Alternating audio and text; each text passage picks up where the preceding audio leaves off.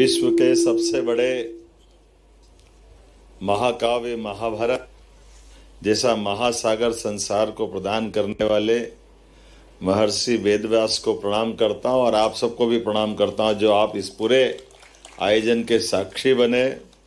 आज के इस कार्यक्रम में माननीय विधायक श्रीमान विष्णु खत्री जी, माननीय कुलगुरु विजय मनोहर तिवारी जी, माननीय संतोष चौबे जी, मुकेश मिश्र जी, बाली से पधारे इंद्र उदयन जी, और इस अवसर पर हमारे श्री राम तिवारी जी, नामदेव जी, और बाकी इस अवसर पर हमारे गुरु महाराज भी है, परशुराम बोर्ड के माननीय अध्यक्ष हैं, और बाकी सारे के सारे स्वनाम धन्य महानुभाव, प्यारे मित्रों, भाइयों बहनों, पत्रकार साथियों। महाभारत सच में उस दौर में जिस प्रकार से एक उसका प्रतिकृति बना करके शस्त्रों से, व्यूह रचना से, चित्रों के माध्यम से, रचनाओं के माध्यम से, और भारत भवन तो ऐसा लग रहा कि सच में महाभारत का स्थान हो गया। वो दौर ऐसा कभी मैंने देखा ही नहीं। कितने सारे कलाकार और कैसा उसका उद्घाटन। सच में हमारे माननीय विष्णु जी कह रहे हैं तो स्थापना दिवस के दिन कराना, इतना भव्य दिव्य के साथ अपना वो सब कुछ बताने का प्रयास किया है।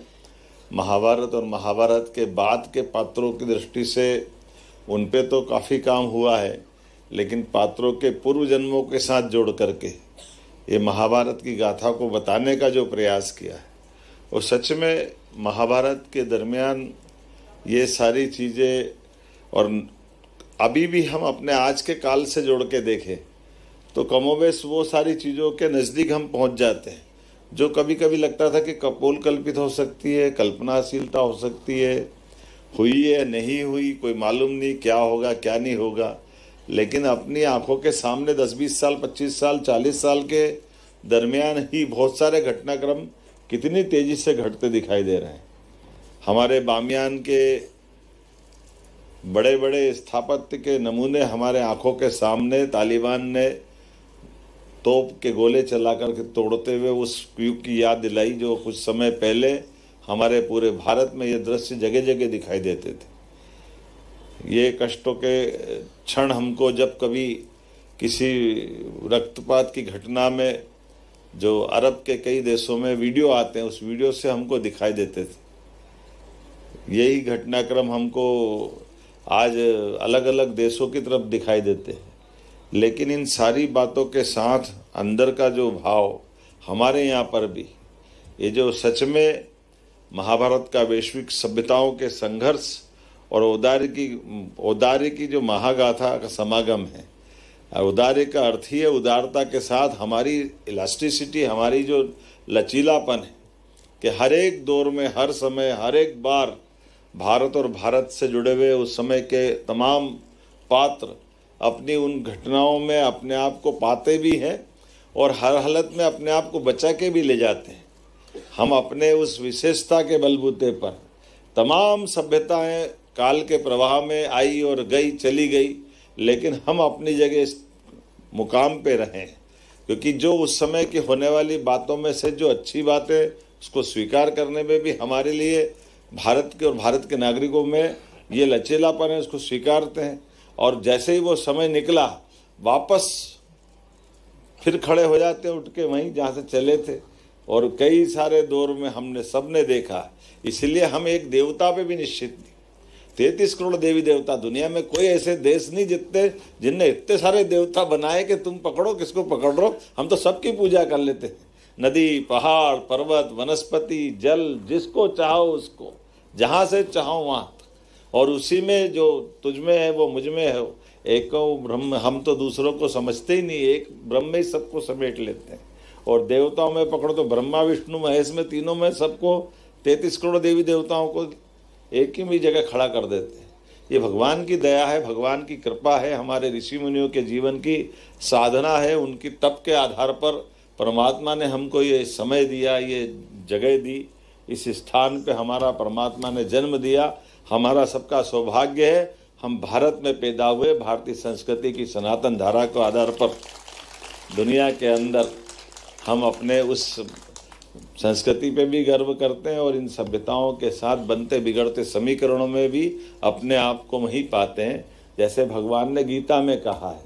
सच में हमारे लिए शिवाय नमः विष्णुवे नमः, शिवाय नमः विष्णुवे नमः, ये दोनों अद्भुत हरि और हर के मिलन में हमारा सब कुछ हो जाता है, इसके बाद कुछ है नहीं। भगवान महाकाल के दर्शन करो और साक्षी गोपाल नहीं करो तो बात नहीं बनती, और गोपाल जी को याद करो और महादेव को भूल जाओ तो गोपाल जी नाराज हो जाते। वो जब तक दोनों को साथ याद नहीं करो, हरिहर मिलन नहीं होगा, तब तक हमारी जीवन लीला पूरी नहीं होती।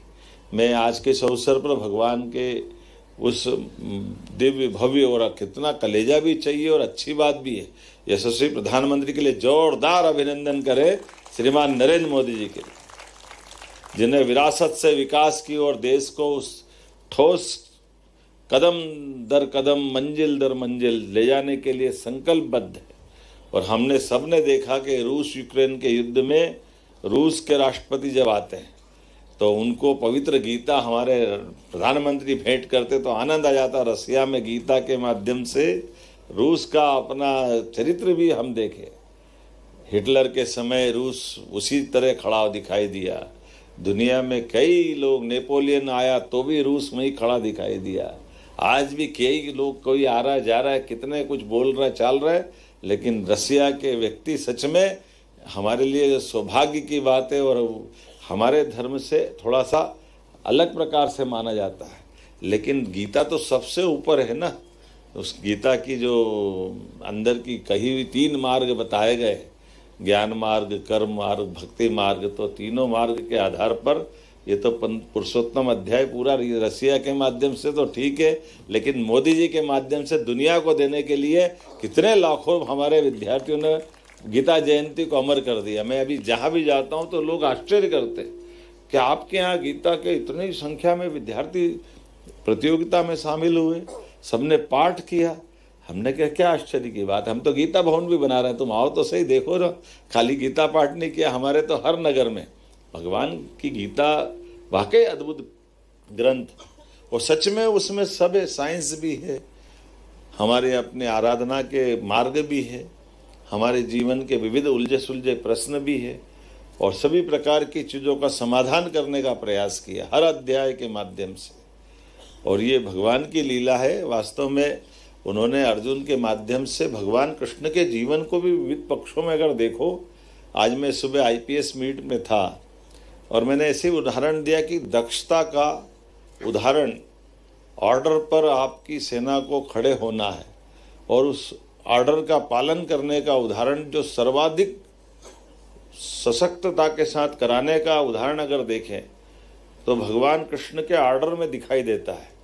जब वो अपनी अजय सेना को कौरवों के पक्ष में खड़ा कर देते और कौरव पांडव का युद्ध तो हो रहा है क्योंकि दोनों में से कोई एक जीतेगा, उसको सब कुछ मिलने वाला था, लेकिन भगवान स्वयं एक पक्ष में खड़े हुए और दूसरे पक्ष में अपने वो सारे योद्धाओं को खड़ा करते हैं जिन्होंने हारना सीखा ही नहीं था। अजय योद्धा थे सारे।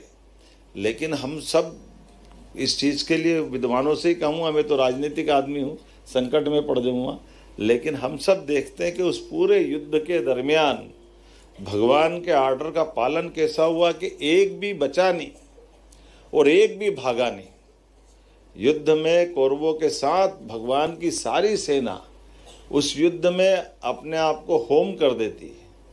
लेकिन मन में ये प्रश्न तो आता ही होगा कि कोई तो ये कहेगा कि भगवान हमने क्या बिगाड़ा, हमारे घर भी तो बाल बच्चे हैं, आपके साथ ही रखते, आपको तो मालूम था युद्ध का परिणाम क्या आने वाला है। लेकिन उनके खड़े किए गए सेना के अधिकारी से लेकर सामान्य सैनिक तक पूरे समय युद्ध में रत रहे और युद्ध में हताहत भी हुए तो कोई ने उफ नहीं किया। सच में इससे अच्छा अनुशासन का कौन सा उदाहरण हो सकता है जो गीता में भगवान के द्वारा अर्जुन को कहे के बताया गया। अब अपन कल्पना करो भगवान के उस दौर में कि अगर भगवान के मन पे क्या बीत रही होगी। कोई स्वनाम धन्य कोई राम तिवारी जी को उधर सामने खड़ा होगा, अपन अपने साथ में खड़े, अगर इनको ऊंचा नीचा आ जाए, चोट लग जाए तो नींद नहीं आए अपने को, और वो अपने सामने सबको बलिदान होते देख रहे हैं। भगवान ने अपने कलेजे पे वो सब बातों को कैसे स्वीकार किया होगा।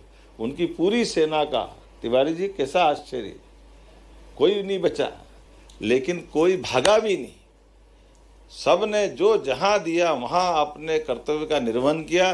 सच्चे अर्थों में शब्द में नहीं, कर्म से भगवान ने वो जी के दिखाया जो गीता में वो शब्दों के माध्यम से दुनिया को दे रहे थे। ये हमारे लिए अद्भुत उस समय का दृश्य होगा। मैं आज के इस अवसर पर पूरे इस आयोजन के लिए अपनी ओर से शुभकामना भी देता हूँ। और सच में हमारे वेद पुराण, उनकी मान्यता, उनके बारे में ये जो 9 दिन का उत्सव है, सच में यूके, जर्मनी, बेलारूस की फिल्मों का प्रदर्शन, कितने प्रकार से कार्यक्रम को बनाया है, कितने प्रकार से जोड़ने का प्रयास किया। पूरे देश को एक तरह से लघु भारत भी उपस्थित कर दिया। और श्री कृष्ण पाथेय भी याद दिला रहे हैं, विभिन्न सभ्यताओं का संघर्ष भी याद दिला रहे हैं, उनकी पुस्तकों का लोकार्पण। और ये हमारे लिए वास्तव में भगवान की दया है। ये 2 स्तंभ, रामायण और महाभारत, दोनों काल हमारे लिए 2 प्रकार से पूरे देश की सारी बात को समझना है तो भगवान श्री राम का काल याद कर लो या भगवान श्री कृष्ण का काल याद कर लो। उस समय की घटनाओं के तत्समय लेके आज तक अपने सबके परिवारों से लेकर समाज में इन सबसे सदैव हमको प्रेरणा मिलती रहेगी। पूरे आयोजन के लिए मेरी अपनी ओर बधाई। बहुत बहुत धन्यवाद। बहुत बहुत धन्यवाद माननीय मुख्यमंत्री महोदय। और जैसा कि आप सबको मालूम है, हमारे मंच के औपचारिक कार्यक्रम के बाद इंडोनेशिया के कलाकार प्रस्तुति देंगे भीष्म का पतन, हमारी महाभारत की गाथा पर आधारित प्रस्तुति का। हम संचालक संस्कृति आदरणीय श्री NP नामदेव से निवेदन करते हुए आप सबका आभार करें।